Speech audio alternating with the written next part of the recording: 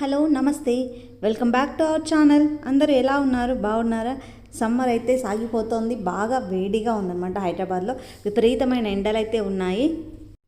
ఈ ఎండలు అనేవి బాగా ఎక్కువ ఉండడంతో పిల్లలకు వాటర్లో ఆడుకోవాలన్న కోరిక అనేది చాలా ఎక్కువగా ఉంది. ప్రతిరోజు స్విమ్మింగ్ పూల్కి తీసుకెళ్ళాలి అంటే ఇబ్బందిగా ఉంది. ఎందుకంటే ఎండలు విపరీతంగా ఉన్నాయి. రోజు వెళ్ళాలి అంటే అసలు కుదరట్లేదు. సో అందుకోసమని ఈ విధంగా ఆర్డర్ చేసుకున్నాము. ఈ రబ్బర్తో ఉన్న స్విమ్మింగ్ పూల్ లాగా చిన్నగా. సో దాని నిండా వాటర్ పట్టేసి ఇంకా పిల్లలు అయితే హ్యాపీగా ఎంజాయ్ చేస్తున్నారు. ఫుల్గా దాంట్లో ఆడుకుందామని చెప్పేసి డిసైడ్ అయిపోయారు. నాకు కూడా ఇది బెటర్ అనిపించింది. ప్రతిరోజు బయటికి వెళ్ళడం కంటే మనము అట్లీస్ట్ ఒకరోజు నింపుకుంటే వాళ్ళు ఆడుకోవచ్చు కదా. ఇందులో ఈజీగా గంట కాకపోతే గంటన్నర కూడా ఆడుకోవచ్చు. ఇబ్బంది ఏం లేదు అనిపించింది. పిల్లలు అయితే చాలా ఎంజాయ్ చేస్తున్నారు. నిజానికి వేడి అసలు తట్టుకోవడం చాలా కష్టంగా ఉంది. ఎన్ని కూలర్లు ఉన్నా సరిపోవట్లేదు అనమాట. నిజానికి ఈ విధంగా వాటర్లో ఆడుకుంటేనే కొద్దిగా మనకు హ్యాపీగా అనిపిస్తుంది, రిలాక్సింగ్గా అనిపిస్తుంది. సో అందుకోసమని ఇదైతే కొంచెం బాగానే ఉపయోగపడింది. అండ్ క్వాలిటీ కూడా చాలా బాగుంది. స్టార్టింగ్లో చూపించినట్టు నేను ఇదైతే అమెజాన్లో ఆర్డర్ చేశాను. అండ్ వాళ్ళు నార్మల్గా ఒక రబ్బర్ షీట్ లాగా ప్రొవైడ్ చేశారు. అండ్ ఎయిర్ ఫిల్ చేయడానికి ఒక పంపు కూడా వాళ్ళే ప్రొవైడ్ చేశారు. ఇదైతే పోర్టబుల్ ఉంది, మనం ఎక్కడికైనా క్యారీ చేయొచ్చు.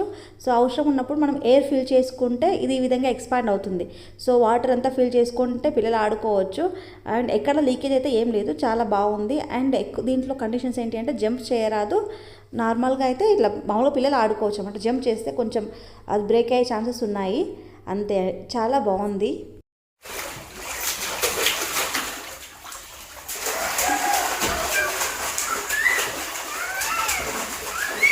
ఆడుకో.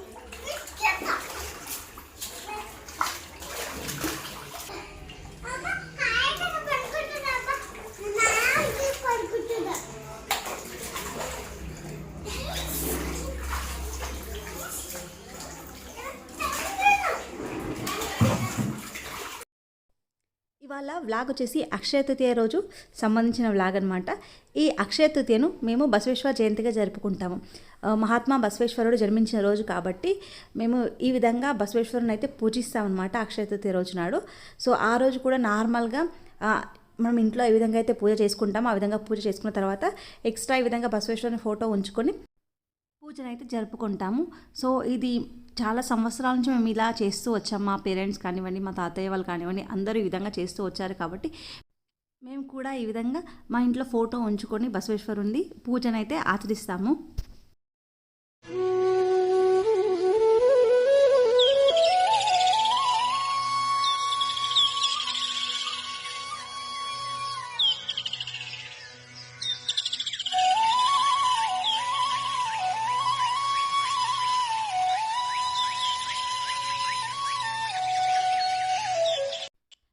బసవ జయంతి రోజున మా ఇంట్లో స్పెషల్గా వంటలు కూడా ఉంటాయన్నమాట. ఖచ్చితంగా భక్షాలు చేస్తాము అండ్ పచ్చడి చేస్తాం. ఉగాది పచ్చడి మనం ఉగాదిలో చేస్తాం కదా, సేమ్ అదే విధంగా ఉగాది పచ్చడి ఈ రోజున బసవ జయంతి రోజున కూడా మేము చేస్తామన్నమాట. చేసి బసవేశ్వరుని ముందు పెడతాము. భక్షాలు అయితే కంపల్సరీ చేస్తాం. నార్మల్గా ఇదొక పండుగనే కాదు, మేము మ్యాక్సిమం మెయిన్ ఫెస్టివల్స్ ఏవైతే ఉంటాయో దీపావళి, దసరా, ఉగాది, అప్పుడప్పుడు సంక్రాంతికి కూడా చేస్తూ ఉంటాం అనమాట.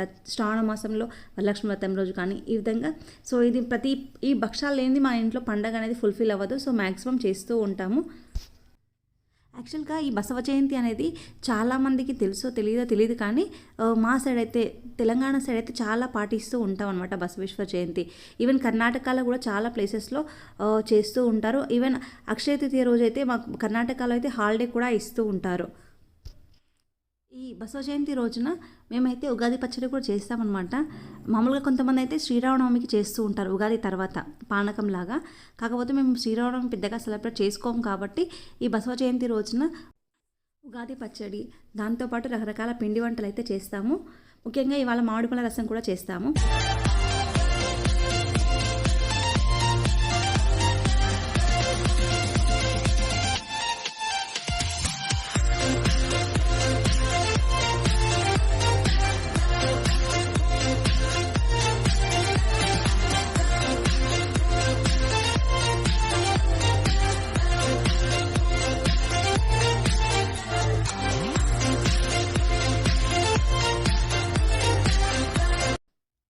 ఇవాళ మా మెన్యూ అయితే చాలా పెద్దగానే ఉంది.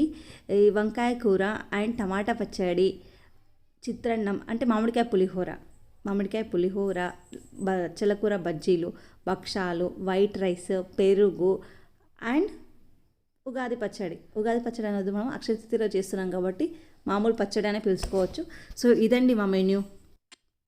అండ్ ఇవాళ మెయిన్గా నేనైతే బచ్చల కూరతోనే బజ్జీలు అయితే ట్రై చేశాను. చాలా బాగా వచ్చాయి. మిగతా బజ్జీలు తమలపాకు బజ్జీ కానీ, అరటికాయ బజ్జీ, మామూలుగా ఆలుగడ్డ బజ్జీ కానీ, ఆనియన్ పకోడీ ఇవన్నీ చేస్తాను కానీ బచ్చల కూరతో ఎప్పుడు నేను బజ్జీలాగా చేయలేదన్నమాట. సో చాలా ఫ్లఫీగా, చాలా టేస్టీగా వచ్చాయన్నమాట. ఫస్ట్ టైం నేను ట్రై చేశాను. సో నా వంట సక్సెస్ఫుల్ అయింది బచ్చల కూర బజ్జీలతో. అంతేకాకుండా అక్షయ తృతీయ అనగానే చాలామంది ప్రిఫర్ చేస్తూ ఉంటారు గోల్డ్ కానీ లేదా సిల్వర్ కానీ లేదా ఏదైనా ఇంపార్టెంట్ వస్తువులు కానీ కొనడానికి ప్రిఫర్ చేస్తూ ఉంటారు కదా. సో నేను కూడా అనుకుంటాను, బట్ ఎప్పుడూ కుదరదు, ఎప్పుడో ఒకసారి కుదురుతుంది. బట్ ఈసారి కుదిరిందనమాట. సో ఈసారి నేను కొద్దిగా వెండి కొన్నాను, సిల్వర్ కొన్నాను అండ్ కొంచెం గోల్డ్ అయితే కొన్నాను. సో పట్టీలు తీసుకుందామని అనుకున్నాను చాలా రోజుల నుంచి. అయితే ఈ పోస్ట్పోన్ చేసుకుంటూ వచ్చాను. ఏప్రిల్లో కొందాం అనుకున్నాను, కానీ ఇంకా కొన్ని రోజులు ఆగితే మనకు అక్షయ తృతీయ వస్తుందని చెప్పేసి అదే రోజు కొందామన్నట్టు ఆగాను. సో అందుకోసమని ఈ రోజు అయితే కొనుక్కున్నాను. కానీ రేట్స్ అయితే నార్మల్ డేస్లోనే చాలా రీజనబుల్ అనిపిస్తాయేమో. అక్షయ తృతీయ సందర్భంగా రేట్స్ కొంచెం ఇంక్రీజ్ చేశారన్నమాట. నార్మల్ ప్రైస్తో పోలిస్తే రేట్ అయితే ఇంక్రీజ్ అయింది. సిల్వర్ అంటే ఓకే కొంచెం మేనేజ్ చేయొచ్చేమో, కానీ గోల్డ్ రేట్ కూడా చాలా పెంచేశారు. అసలు ఎన్ని పైసలు పెట్టినా గోల్డ్ అనేది రావట్లేదు అనమాట. మనం 1,00,000 రూపాయలు తీసుకుపోయినా మన చేతిలో పట్టేంత గోల్డ్ కూడా లేదు అసలు ఈ కాలంలో. అంతగా బంగారం ధరలు అయితే ఆకాశాన్ని అంటుతూ ఉన్నాయి. సో ఇంక ఇదంతా పక్కన పెడితే అవసరం కూడా తప్పదు కదా కొనుక్కోవడం. ఎట్లాగో మనం ఆ అవసరం ఉంటుంది, కొనుక్కోక తప్పదు. సో 1,00,000 అయినా కొనుక్కోవాల్సిందే, 10,000 అయినా కొనుక్కోవాల్సిందే. సో అది వేరే విషయం కానివ్వండి. నేనైతే చిన్నగా గోల్డ్ అయితే చాలా తక్కువ కొన్నాను. ఈ విధంగా మా పాపకు చెవి పోగులు అయితే కొన్నాను. ఇంతకుముందు ఉండే కానీ కొంచెం అవి బ్రేక్ అయ్యాయి. సో అందుకోసం అని చెప్పేసి స్టడ్స్ అయితే పెట్టాను. బట్ స్టడ్స్ పెడితే ఇంకా చిన్న పాపనే కదా, ఈ విధంగా ఉంటే బాగుంటుందని చెప్పేసి అవి తీపిచ్చేసి ఈ విధంగా చిన్న పంజరాలాగా కొన్నాను. షాపింగ్ నుంచి ఇంటికి వచ్చిన తర్వాత కూరగాయలు తీసుకోవడానికి మార్కెట్కి అయితే వెళ్ళాము. సో మా ఇంటి దగ్గర ఫ్రైడే మార్కెట్ నడుస్తుందన్నమాట. ఎవ్రీ ఫ్రైడే ఈ విధంగా ఈవినింగ్ మార్కెట్ అయితే కండక్ట్ చేస్తారు. ఇక్కడైతే మనకు అన్ని రకాల కూరగాయలు మరియు ఆకుకూరలు చాలా ఫ్రెష్గా దొరుకుతాయి. సో మనం ఈజీగా తీసుకోవచ్చు అనమాట. ఇక్కడ మార్కెట్లో మాత్రం ఆకుకూరలు అనేవి చాలా ఫ్రెష్గా దొరుకుతాయి మరియు రకరకాల వెరైటీస్ దొరుకుతాయి. కొన్ని వెరైటీస్ అయితే నేను ఎప్పుడు చూడలేదు, అలాంటి ఆకుకూరలు కూడా ఇక్కడ ఉన్నాయన్నమాట. చాలా ఫ్రెష్గా ఉంటాయి అండ్ మనకు రేట్స్ కూడా చాలా రీజనబుల్ ఉంటాయి.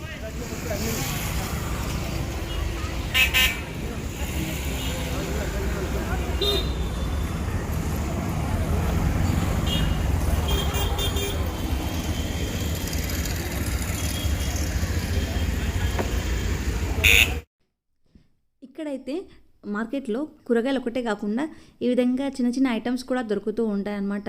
అన్నీ చాలా రీజనబుల్గా ఉంటాయి. చిన్న చిన్న ఐటమ్స్ మామూలుగా మనం మండే మార్కెట్ అంటాం కదా, ఆ విధంగా ఇక్కడ ఫ్రైడే మార్కెట్ అనమాట.